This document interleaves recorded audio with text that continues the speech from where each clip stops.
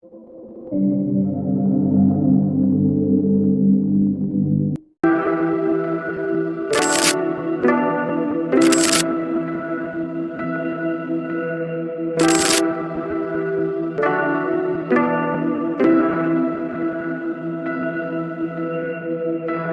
araw na mula nang payuhin ng pinakamalakas na bagyo sa mundo. The Philippines tops a list of countries most susceptible to hazards caused by climate change. Bagyong Makas ang bagyong Leon.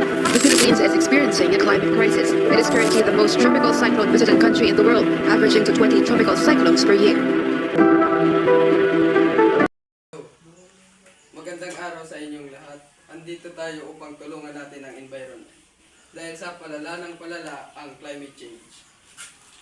Una, kailangan natin linisin ang mga basura na kalat sa bahay dahil dito nagsisimula ang basura.